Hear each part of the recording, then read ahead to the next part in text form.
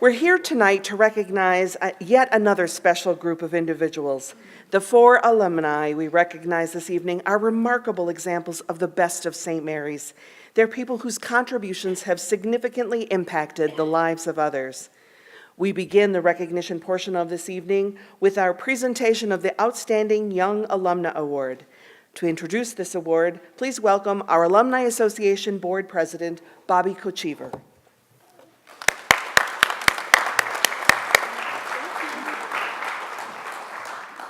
Thank you, Audrey.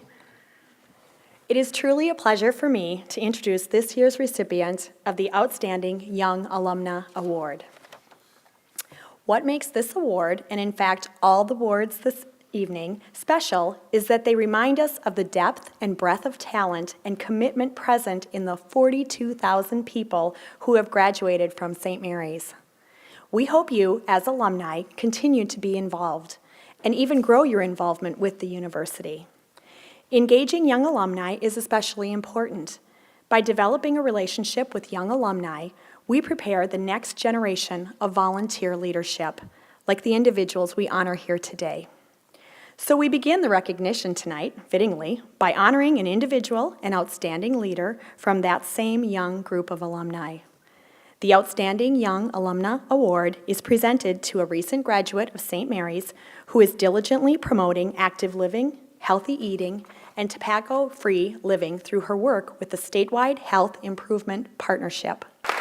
Please join me in congratulating our 2017 Outstanding Young Alumna Award recipient from the class of 2006, Miss Annie Harala.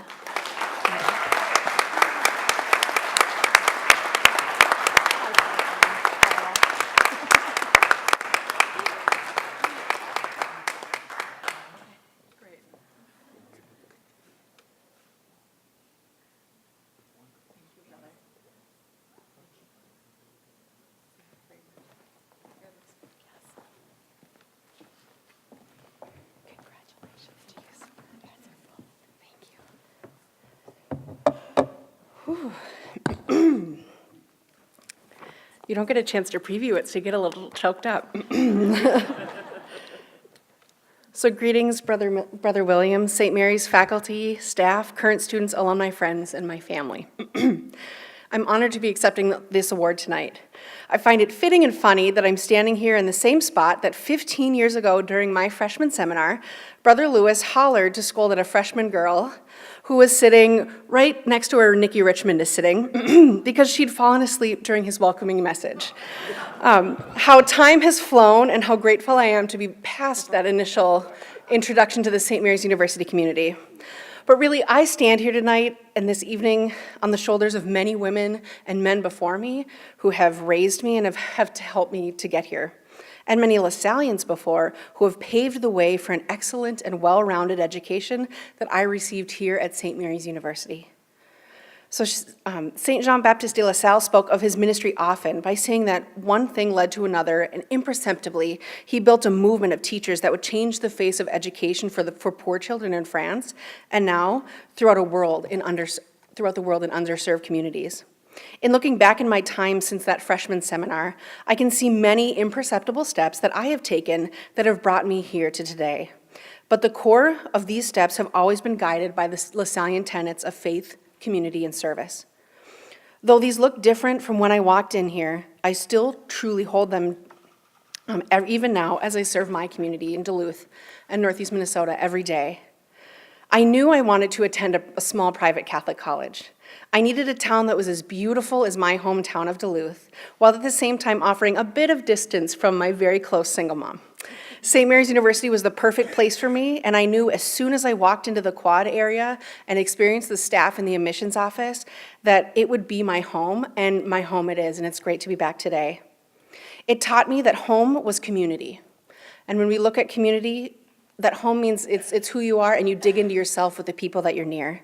The people I can look in the eye each day and experience everyday life with, and I'm still best friends with most of the girls from my freshman dorm in Skimpole.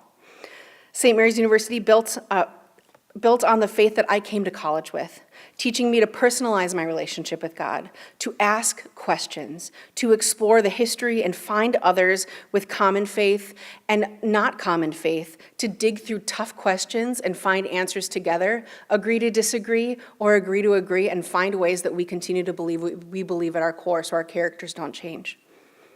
I also learned a lot about service, and I learned that a lot from the faculty and staff that well served us. From Nikki Richmond, who ensured a pining senior girl that she'd finally find her husband someday. Bob Fisher, who always had a smile on after long days. I remember after tests, we'd have to come down and call in the evenings, and he would always have a smile on his face as we came in. Always the kind of boss that you're looking for and somebody I've always held. To Dr. Fox, who expected us in our capstone readings to tie all of our learnings together and to think somehow about how to make a plan for who we were going to be in the future. And I'm glad I had to take time to think to do that. That was important. And to Dean Beckman, who built a public relations program through loving his students person by person and expected so much of us, but also prepared us for jobs that we had no idea would exist. I work on biking and walking for my daily job. I wouldn't have ever expected to do that walking out of here. So these areas led me to join the LaSallian Volunteers, and that gave me an immense amount of understanding across our country for the continued need for education in our continued cycle of poverty in our community and the injustices of historical trauma in our communities, especially communities of color that are experiencing those because of structural racism, corporate greed, and sexism. And we see that every single day, and I experienced it living in those communities. And even though I lived across our beautiful country, serving in Yakima and Chicago, I learned through that experience that it was my time to go home and serve in my community of Duluth in any way that I possibly could. So bringing those tenets of faith, community, and service back, I've clung to my faith strongly in seasons of the unknown. I still spent time asking questions and to find ways, and found God still standing next to me, even in moments of struggle and joy and question, and I'm reassured by his presence daily. The sacrifice of serving on our school board, one of the most local public elected official pieces anyone could have. And as the youngest elected woman in Duluth's history, I've come against many hard decisions, hard people, and hard situations. But I find joy because I'm able to serve as a servant leader in my community, take a deep breath, and say a quick prayer as I'm about to respond to somebody that may be having a harder day than I am, and realize that it just is what you need to do that day, and that's why you show up. And community has taken a new view in my life. Since meeting my husband, Kevin, in 2013, I've learned how we interact with community can build our resilience. Kevin's family is from Denmark. Yes, the happiest. Well, this year it's actually the second happiest country in the world. It's very hipster right now, all through Facebook, saying that things need to be hygge, which is cozy and candles and wine and fireplace, and it's true, but hygge actually means it is something much more. Hygge means to be together, to see one another face to face, to relax, to be cozy together, to skål, to be present, and to know one another, not for lists and the busy and all those definitions of what people think are going to be there, but for our hearts to know one another's hearts. To hygge is to be resilient, is to build resiliency, is to build community. We strive to keep a hygge community wherever we go, and we love to keep our community tied together. And in the way that our country has been going with healthcare struggles and racial struggles, political struggles, faith struggles, the only thing we can do together right now is to build resilient communities. Have faith that we will get through, serve one another, and find community together. Our sameness is much, much closer than our differences in our world. And so I have a few people I'd like to thank before I step aside. Thank you to Sarah Spies-Karkoski. When I received the phone call from Bob Fisher this Christmas, that I'd be getting this award, I was shocked. You're thoughtful and someone who's always had people's backs, somebody who's always stood with people, and are one of the truest friends I can hold in my lifetime. I'd like to thank my professors and faculty at St. Mary's University that have poured their hearts and souls into the campus and students, and my fellow classmates. And also, I thank my family for traveling all the way down here from Duluth. My husband, Kevin, for daily love and cheerleading. My brother, for always be consistent and kind. My sister-in-law, for always seeing the potential in me. My niece, for her willingness that all of us really can believe in unicorns and that we can dance. Sam, whose giggle can shake out any hard day that I can remember. But especially to my mom, who sacrificed everything she had for my brother and me. A single teacher doing everything she possibly could, digging into community with us and showing us that no matter what, we had to get up every morning with a smile on our face and show the world all the love we have in our heart. And so I share this with you today, Mom, and I thank you for helping me to get here today. I thank you all very much, and if I can say anything at the end, please remember to hold hands and hygge.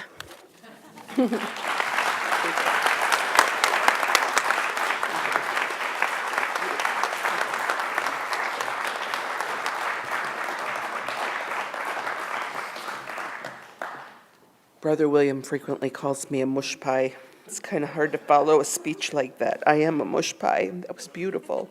Congratulations, Ian. Oh, deep breaths, right? There's an intense and person-centered focus on students here at St. Mary's University. This relationship-driven student learning has become a defining characteristic of the St. Mary's experience. We as faculty and staff enthusiastically participate and perpetuate this heritage. For those of us at the university who work in the development and alumni relations area, we have another focus. It's all of you. In that same intensely personal way and with the same enthusiasm, we strive to develop and grow the relationship each one of you has with St. Mary's. One of the simplest yet most powerful ways we do this is by showing our appreciation. We thank you for visiting, for volunteering, for giving of your time, or hiring one of our graduates. On behalf of the university, I offer you my sincerest thanks for helping us further our mission and our outreach. And at this time, I ask you to welcome our Director of Alumni Relations, Bob Fisher, from the class of 1997, who will introduce the Alumni Appreciation Award. Bob?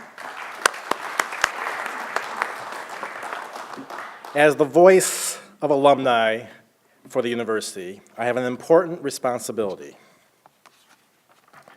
It is one of our goals to provide our alumni with outstanding opportunities to connect with each other and with the institution.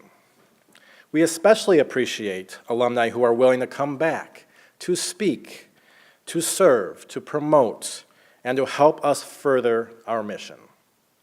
The Alumni Appreciation Award honors alumni who have, through consistent and continuous volunteer efforts, given personal time and energies to further the goals and objectives of St. Mary's University. Please join me in congratulating our 2017 Alumni Appreciation Award, my friend, my classmate from the class of 1997, Molly Murphy O'Keefe.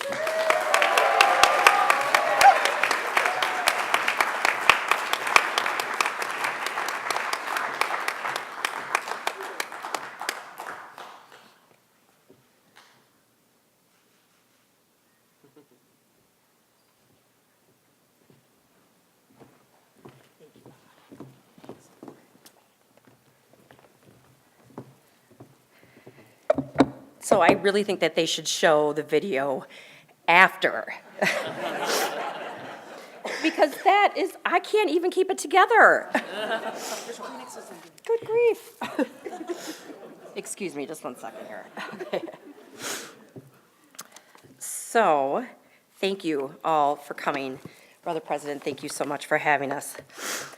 I need my glasses now. So this is truly, truly unexpected. And Annie, like you, I got a call from Bob, and I thought he was going to ask me to work on the reunion or write a check or do something, which I would have gladly done. But so when he called and said that I was going to receive this award, I was truly astonished because I had been being served on the alumni board, was the one who nominated other people. And so this really came truly as a surprise. So as I was thinking about this weekend and this evening in particular, I was mystified at how in the world I was supposed to summarize the last 20 years. And then after thinking about it, it's not the last 20 years you want to hear about. It's really what led me to this stage here tonight. And there are a couple of moments. So the most obvious being was the decision to attend St. Mary's. And as a high schooler, I made some pretty dumb decisions, but this one was my best. And my kids are in the audience tonight, so two of which are teenagers, and I keep telling them that I've been there, I tried it, I got away with most of it. So just watch yourself. And then, of course, my father's in the audience, and he's shaking his head at me going, I told you so, I told you so. So secondly, and more seriously, there was an accident in 1997. And those from my graduating class and the teachers and the administrators call it the accident. It was this event that became the catalyst to my service. Through the utter devastation of losing 5 students in an unspeakable tragedy, I saw really with clarity the St. Mary's community. I saw this community mourn. I saw them ache.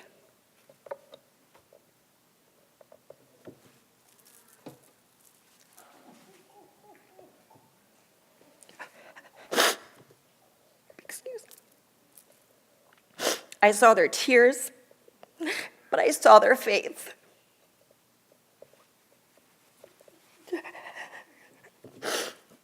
Excuse me, I also witnessed a resilience, a humble strength, and a deep commitment to us, the student body.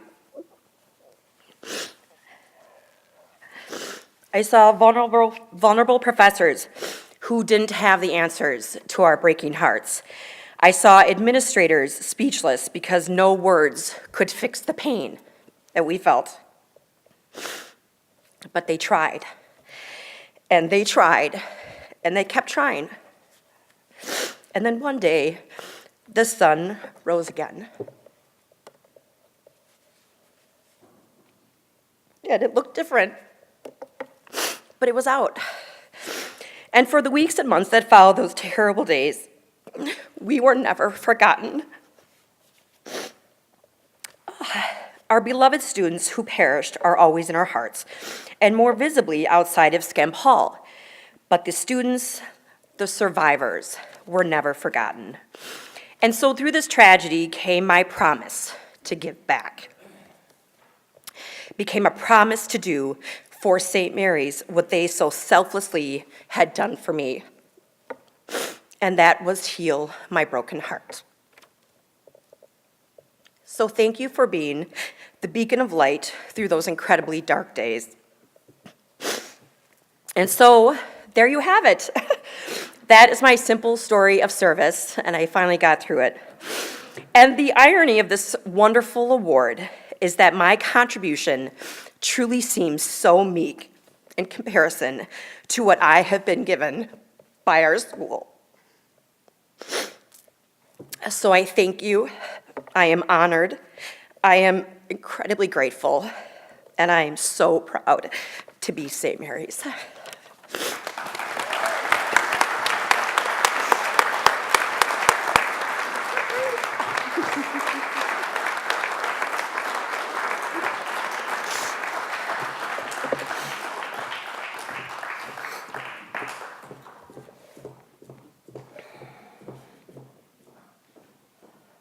They're not making this easy on me. Congratulations, Molly. At this time, it's my great pleasure to introduce my colleague and the Vice President for Mission and Student Life, Dr. Tim Gossin.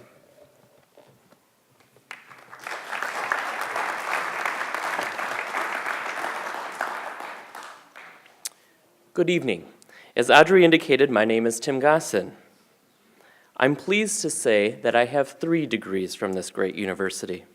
My first in 2001, my second with a master's degree in 2006, and finally my doctorate in 2014. And I have now the privilege of serving my alma mater as the Vice President for Mission and Student Life. St. Mary's proudly recognizes those alumni who best personify the values that represent this university's Lasallian Catholic heritage. The Lasallian Service Award honors alumni who have made outstanding contributions to the Lasallian spirit of faith and zeal. It is presented to someone who exemplifies the highest of the Lasallian values. This year's recipient has dedicated his life to helping those in need. Please join me in congratulating this year's LaSallian Service Award recipient, 1961 graduate Lyles Wilborn.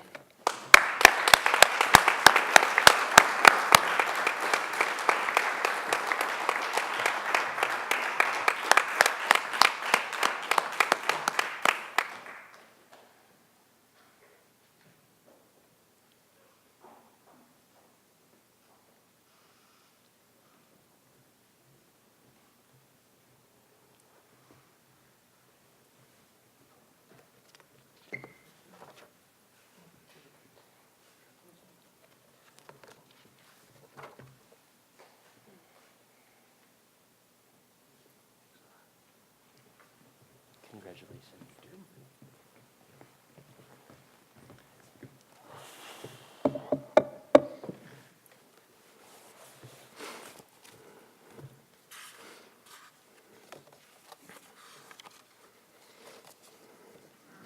Class of 1961.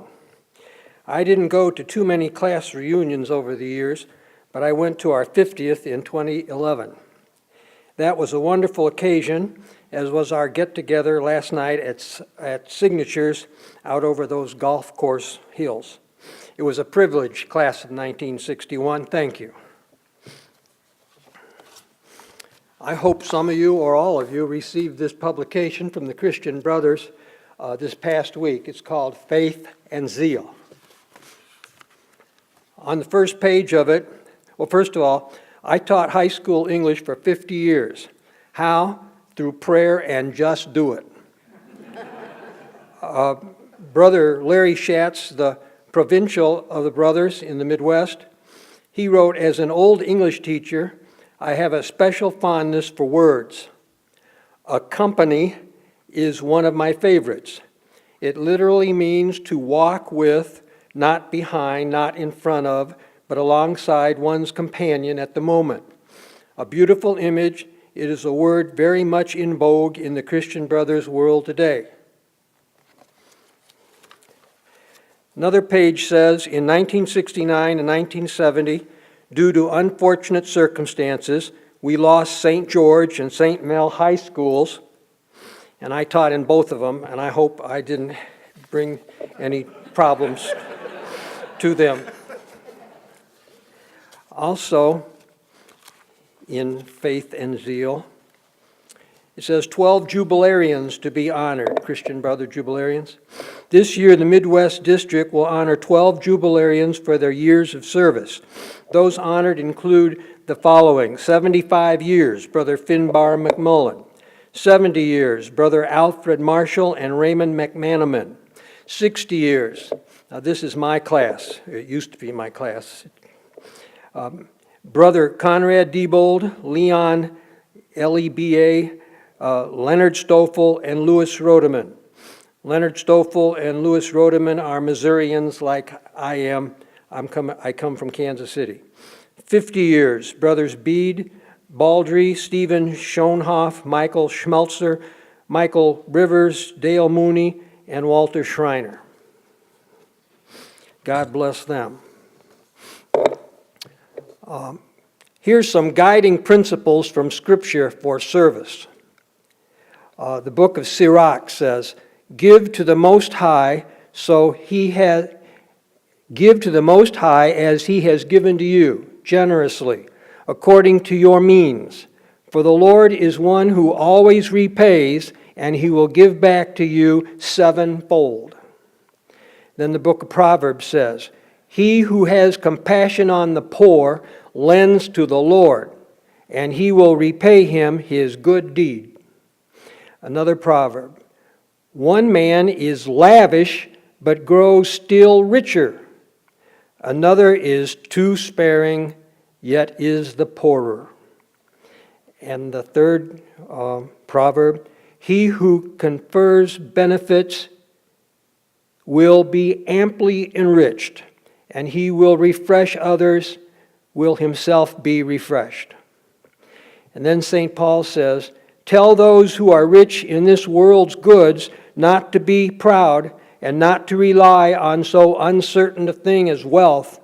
Let them trust in the God who provides as richly with all things for our use. Charge them to do good, to be rich in good works and generous, sharing what they have. Thus will they build a secure foundation for the future, for receiving that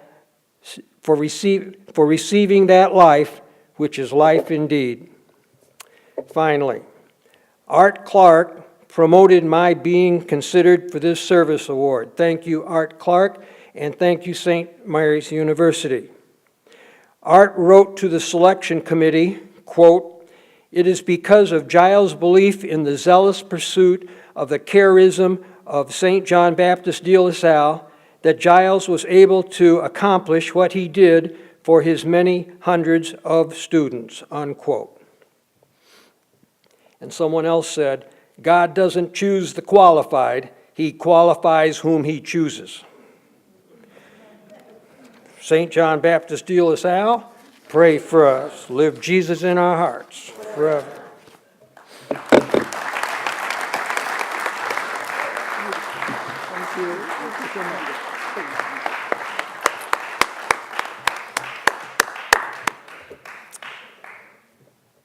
Always a favorite evening and always so much fun, but we have one final award this evening, our 2017 Distinguished Alumnus Award.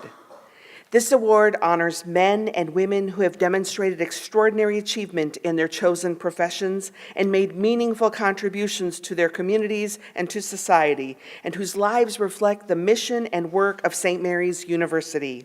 Ladies and gentlemen, please join me in recognizing from the class of 1961, the 2017 Distinguished Alumnus, Dick Drogas.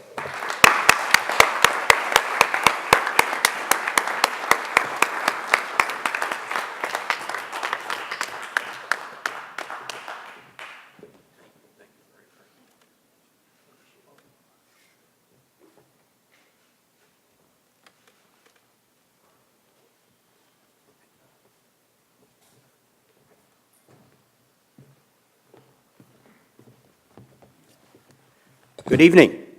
Good evening. Thank you, brother, and the staff. This past few days we've been here, he's got a phenomenal staff here at St. Mary's, and they're really helping us, the three of us plus myself, four, to really kind of make this a very enjoyable evening. Thank you again. So let me give you a little bit of overview. Some of this, first time I've seen the video was just the same as you saw it. So there might be a little bit repetition, but the people of Freeport and I are on the same page, so that's good. When I first learned about my nomination for a candidate for this award, and then when I learned of my final selection, I was deeply, deeply honored. This indeed is very special to me and my family, and it'll be cherished forever. And I think what I liked about the criteria for this award is not only what an individual did in his or her profession or career, but equally important, how has that person put into practice the values and the principles that St. Mary's had instilled in that student when he was here. And I think that's the very important things. Relative to that, my education began on what are the values and ideals that I should be following, started with my parents. Born in Chicago, they taught me that have compassion for others and help people who have needs. And that's why I try to put into practice throughout not only my career, but throughout my life. Even though I am retired now, I will continue to try to implement these values and principles for the people, for our community, and for everyone in general. From a career and educational perspective, St. Mary's gave me a tremendous strong foundation. I came to St. Mary's, and after my third year, I then transferred to the Illinois Institute of Technology, as you saw in the video. So the liberal arts was a tremendous foundation to build on. And a couple of the teachers that really stand out, I needed a lot of math and science as I transferred from a liberal arts school to a technology school in Chicago. And Brother J. Leo, tremendous math teacher, and I had some excellent science teachers, and that presented and helped me with the foundation. I cannot forget, however, about a name that you always hear, and a lot of you had Brother K. Basil teach you. And the if so, why so, if not, why not? Many of you remember that, of course. That was really important to me. I had the opportunity with my family to transfer into Europe when I was in my early 30s. And at that time, we had 5 children, 11, 10, 9, 7, and 5. And when I told my lovely wife, Mary Ann, guess what? Would you like to go and live in Europe for 5 years? And the kid said, where is Europe and where is Brussels, okay? But we went there, and it was probably one of the most enjoyable times of our life.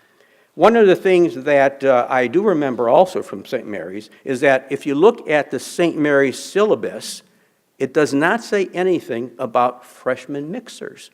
But those of you that were there in those years is very important. Well, I did go to them, and I happened to meet a lovely young lady by the name of Mary Ann Dorn, College of St. Teresa, class of 61, that led eventually to our marriage 5 years later. As I mentioned, we had 5 children in our first 7 years, and also now we have 9 grandchildren, so it's a great livelihood. Tragically, our youngest son died 7 years ago. I must say that my international experience at Honeywell contributed positively for my appreciation of and respect for people of different cultures.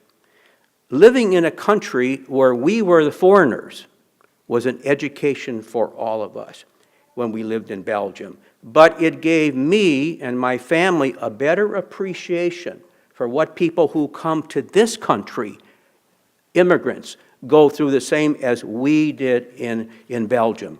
And I never forgot that and tried to put that into practice.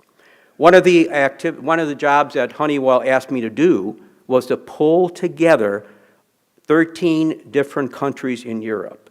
Each of the managers reported to me, and I was younger than every one of them. The idea was to get them together, get on the same page, because Honeywell was striving to become a very strong global player, and working together in collaboration was very, very important. After we repatriated to the U.S., we eventually moved to Freeport, as you saw in the video, a city of 25,000 people, about the same size as Winona in northwest Illinois. And I made myself time so that I could become engaged in the community. Honeywell had a philosophy. If you're living in a community where Honeywell has a major presence, when you're in management, you have to be willing to give back to the community. And we're not talking financially. We're talking about time and talent. I think some of the examples you saw in the film, I tried to do that. And, but you say, well, how did one do in the community? Did I really accomplish something? And you saw some of the excerpts from the videos that were taken, as well as the class of 61, Art Clark and Jerry Bach were really the ones that sponsored me, and they went and had letters of support from many of my classmates from the class of 61. Some of them are here today, and I thank them very, very much. Let me conclude the comments on a positive note. I like to just especially focus on the class of 61 for a minute or so. Many of the classmates of mine obviously have been very successful in their career paths, whatever they decided to do, as many of you are. But I'm not going to take any time to talk about their success stories. But I would like to just emphasize a couple. You saw Giles Wilburn, class of 61, received the Asalian Service Award. And back in 2006, Brother Lewis Redmond, also from the class of 61, also received this award. In 1984, Jules Gurnis, who was a Winona native, he was a recipient of the Alumni Appreciation Award, and he passed away in 1996. In 1991, James Casimir, another class of 61 graduate, also received this award. I am honored to be the recipient of an award that was also presented in 1996 to one of our really distinguished class of 61 graduates, George Duke Murtaugh. You might remember him. He was a young Chicago attorney who became known nationally during the Richard Speck trial, and Duke passed away in 2015. I mentioned I want to thank Jerry and Art for not only nominating me, but organizing the mini reunion that we had the last couple days, and many of the classmates that came with their spouses are still here. So thank you, Jerry, and thank you, Art, for a good job well done. As Giles said, in closing, join me in the prayer we all know. St. John the Baptist de La Salle, for us. Live Jesus in our hearts forever. Thank you very much.